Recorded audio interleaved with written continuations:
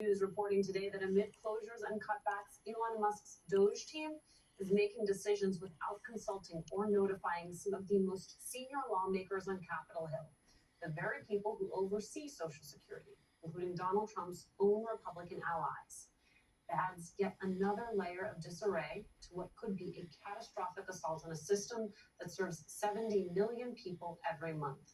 That assault pushing Social Security close to what former Administrator Martin O'Malley called a total system collapse. Martin O'Malley joins us now. He's the former Maryland governor who served as the commissioner of the Social Security Administration under President Biden. Governor, where are we right now in this ongoing conversation about the state of Social Security? Well, I believe that the democracy is waking up to the truth that Social Security, that institution, that most beloved of all American programs, is under serious assault and attack right now.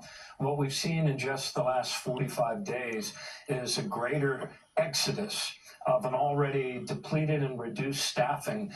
Somewhere around 7,000 people have either been fired en masse or paid to leave with beneficiary dollars to leave right now.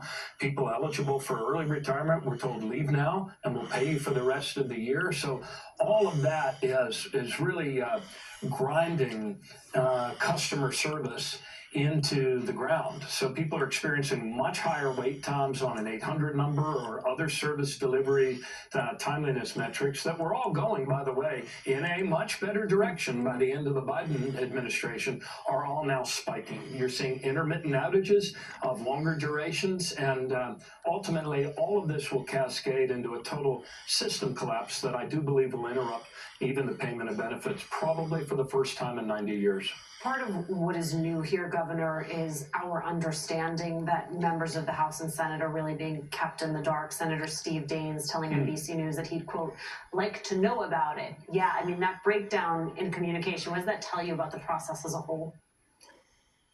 Yeah, all of this has been, they were trying to keep all of this secret underneath the tarp. When I led the administration, when I led the Social Security Administration, we actually would open up and live stream to our oversight committees, Democratic and Republican House and Senate staffers, so they could see us every 2 weeks on a regular basis, meeting to bring down the 800 number times, the disability backlogs, or what have you.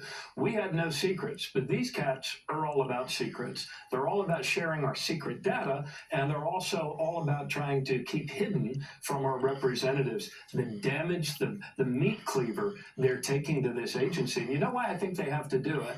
They have to turn and sour enough of the public against the agency so then they can dismantle it. So they've got to wreck it before they can rob it. And they are probably taking about 90% of the actions they need to push this agency into a system collapse for the first time in 90 years. It's appalling. It's terrible. Americans need to rise up, call their Congress members, and tell them to stop it before it all topples over. I agree, and I think that's what these faux populists in Congress have been doing for a long time. They're trying to make government inefficient as if to prove their point that government cannot actually be an engine for good. Let's talk about someone who's been affected by everything that you and I are talking about. ABC News talked to an 82-year-old in Seattle. Quote, Ned Johnson was mistakenly declared dead, which led to the cancellation of his Social Security benefit.